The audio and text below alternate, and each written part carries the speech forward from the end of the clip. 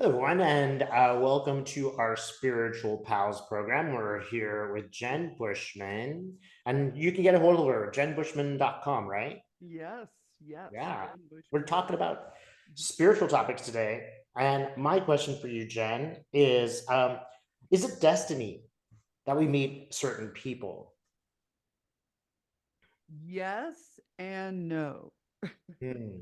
so, um, so our whole existence here is about soul contracts. We are in the third dimension, the only dimension that we experience emotion like this.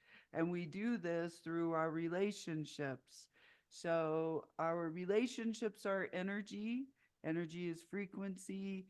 Um, so through the interactions that we have with folks, that is how we rise, we grow, we ascend. It's that energy. What I've been shown is that when we incarnate on the earth, we incarnate with members of our soul family. And it's not necessarily that your family member is going to show up, as your dad. Say you're incarnating and you're with your dad, the person who's your Mhm. dad, or the soul that becomes your dad. Um, you, it's like, I'm going to show up and teach you how to love yourself. I'm going to show up and teach you how to feel safe, right? These are contractual things that we do. And then when you incarnate, that person shows up as your dad or shows up, as your child.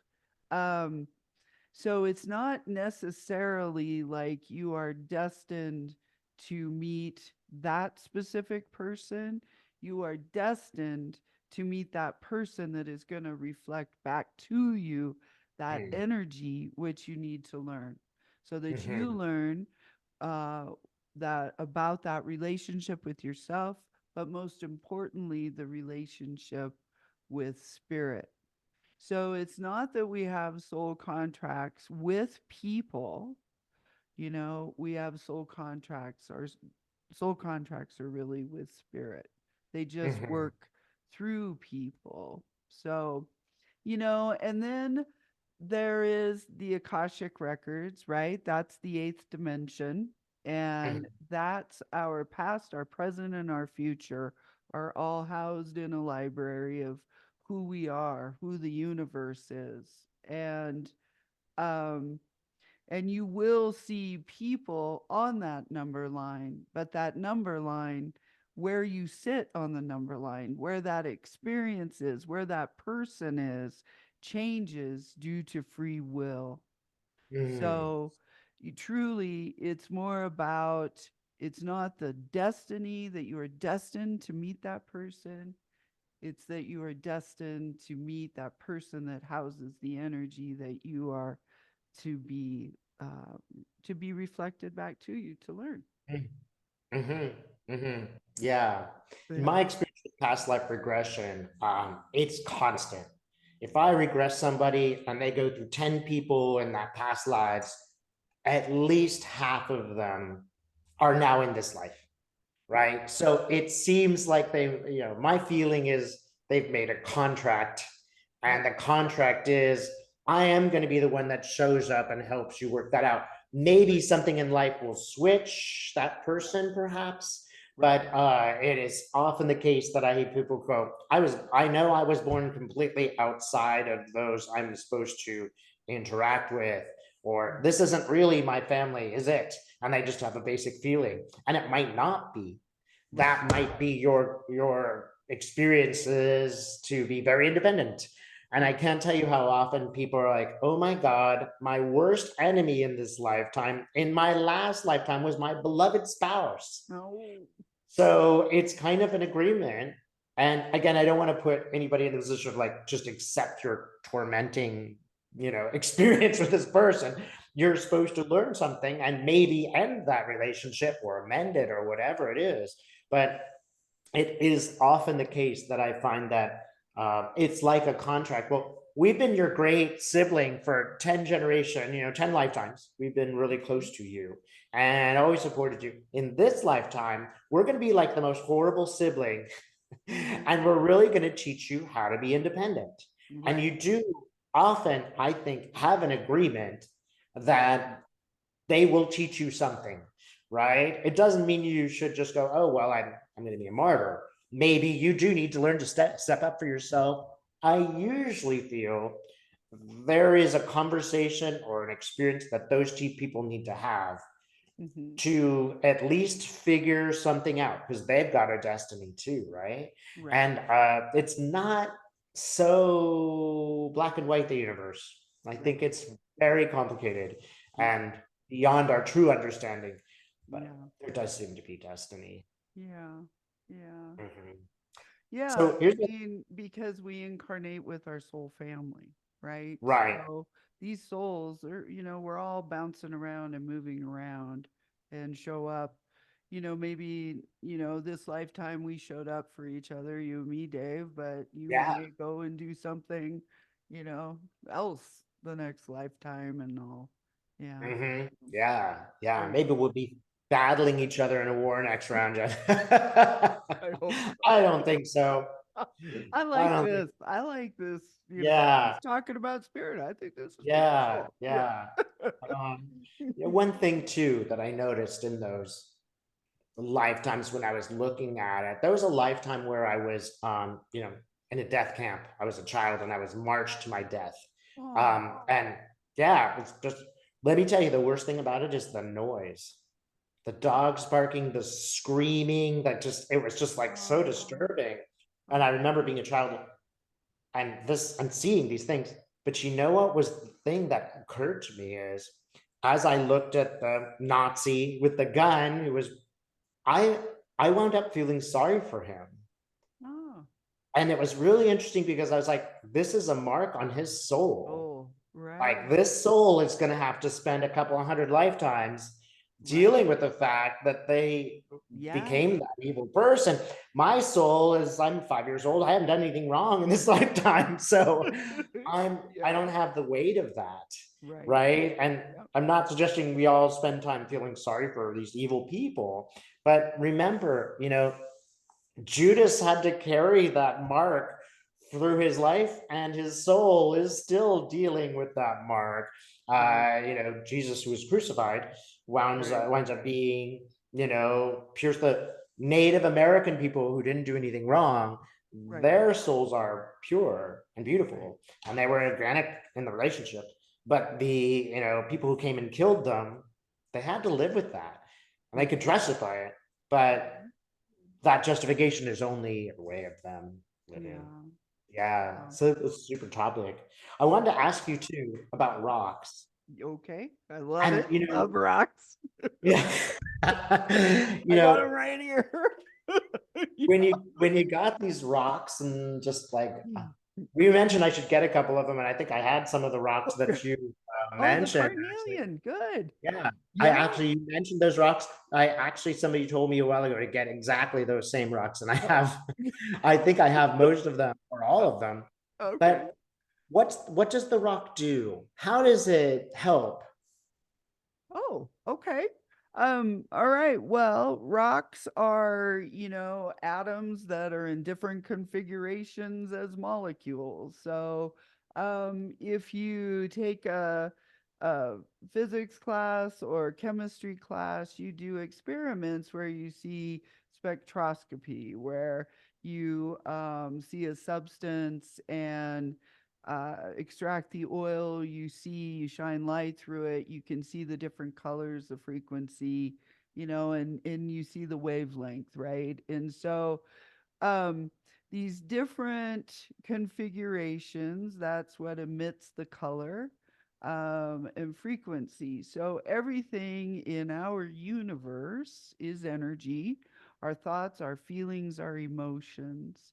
Even this, cup that I'm holding has energy. Everything is energy. So rock is a stable structure. It and so it holds frequency or Mm, it transmutes frequency. There are the colors that rocks emit because they are emitting. You see them; they are different colors. those colors hold healing properties because Mm, it's energy. So it's a stable structure. They emit, they also absorb, and they transmute. And so that's why I love to put rocks in triangular configurations. I call them trifectas. So one stone is a healing stone, one is transmuting, and one is amplifying the energy. Because mm, the most stable structure in the universe is the triangle, and spiritually as well.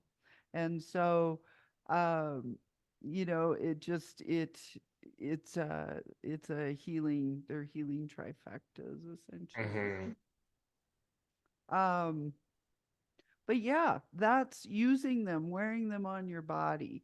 You always see me wearing rings, and I'm really into the meridians. On the left side of your body is your receiving side. That's where you want to protect your energy. So using black tourmaline, tiger eye, hematite, these are protective stones, and they only go on the left. You don't want to wear them on the right with your intentional stones, because that can mess with their energy. It can kind of cancel it out. mhm. Um, so, yeah,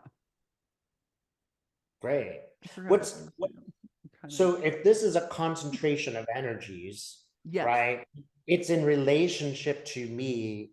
What's going on between these two things, me and Oh, this? okay. Because, like, when I do crystal readings and I feel you, I feel what would best support you, like getting zingles in my body. And then it hits me what that is. If it's, Mm, if it's heart issues, knee pain, abundance, need to transmute lack out of your aura so that you can bring in abundance, so that you can manifest, right? right. That poverty consciousness, letting go of that. Mhm, Um, so because your intention, your feelings, your thoughts, emotions are all energy. They hold a frequency. And so, yes, stone can support that because it's healing, it's holding a certain frequency that can transmute that, or it can help, provide like a soothing balm around your aura, is how I see it. It mhm, can move stuff out, bring stuff in. Yeah, mhm. it's all in the rock. There's a gentleman up in the woods. That's weird. Anyway, yeah. Okay. That's that's really, really interesting. Again, I don't know anything about stones, but I know that when I've gone to people and asked about it, they seem to know what's wrong, right? They seem to know what things are going on. And often I feel like I get an internal hit before the external. Like something really changes in me and then I manifest that. It's like the rock is, it's almost like making me see things in a different way or Excellent. accept abundance. Mm-hmm.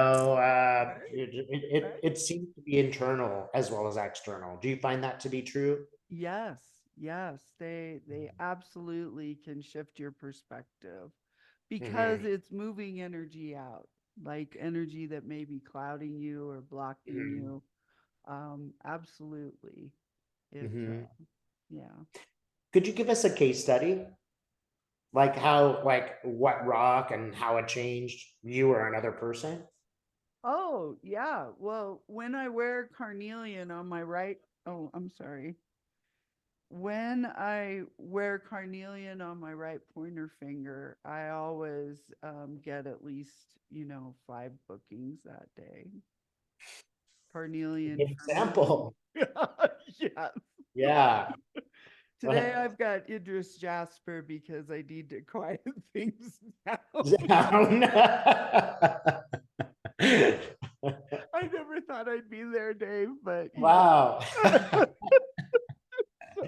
Sometimes the rocks just work too well. well, yeah, I know. It's like, oh my God. Be careful what Yeah, you wish for, folks. yeah, bury it in the yard. Put it in the yard. Get it out of here. So, yeah. When I manifested a new place to live, I didn't know it would be across the planet. I'm somewhat Yeah, happy that it's true, right, but right, sometimes these things work so exponentially. It's like the universe right. is like, wham! I know. You're right. I know. Yeah.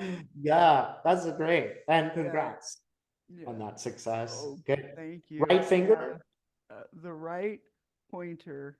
right pointer finger. Yeah, put carnelian there. I put it in my bra sometimes over my heart. I wear a lot of stones in my bra, to Can't do that, but I can but see you can put them in your pockets. that. Yeah. Okay. Yeah. Yeah. So let's see what else.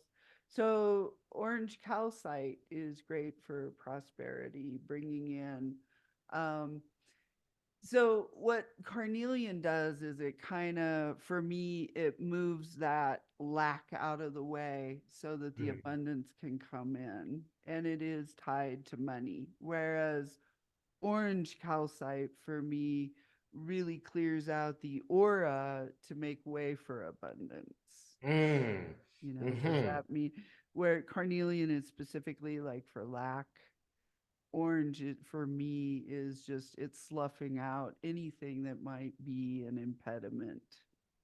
mhm, Does that make mhm. sense? Yeah. So it sounds like it's at least a two-stone process. It is a two-stone process. Yes. Black tourmaline. When Mhm, things are kind of cattywampus with my teenage daughter, mm, so I put black tourmaline, I put it all over a room, kind of up on the bookshelf, and it absorbs that energy, kind of that chaotic energy where you don't really manage your emotions, maybe, a little hormonal, it kind of, it diffuses. That works when mhm, I am struggling with something, grief. I use howlite. I use a howlite generator. It has a point. It transmutes grief. When you're struggling with something, when you're anxious, a lot of anxiety, like, you've got $2,000 in rent due tomorrow and you've got $10 in your bank account. That's when you pull out the howlite and put it around, hold it in your hand, and it'll take that energy, that anxiety away. And then mhm, using black tourmaline will absorb it as well. Kind of just the energy of not managing your emotions around that. So mhm, one is grief, one is not managing emotion. Um, mhm, Prosperity is jade, having a jade sphere, having a labradorite slab. Like, I this is where I sit and do my work. So this is Merlin stone. mm. Do you see Bigfoot on there? I know I've shown this to you before, Dave, but do you Yeah, see? and I love that stone. Yeah. So having a slab of lab in your house protects your aura. Not only is it good for people who do, healers, psychics, that kind of work, um, but it's great for families to have a big statement piece in your living room. Protects Mhm, the aura. Have a big selenite ball in the living room. Selenite, it kind of commands that everyone work together, teamwork. It promotes teamwork. It's good for mhm, families. So I really recommend, the best trifecta for a family is to put labradorite with black tourmaline and a selenite sphere in your living room, in the living area, like, so that it um, can work. Never put your stones, your trifectas, less than 3 to 6 feet away. You want that distance between them. Otherwise, the energies will kind of interfere. So, I see. yeah, I could just Right. keep going. I love talking about Yeah. Well, I'd love to talk to you more rock. about that. Maybe we'll bring up a few in our next conversation. Yeah, that'd be great. That'd be great. Well, thank you. Thanks everybody for watching. Yeah, It's been thank wonderful. you. All right. We'll see you next time.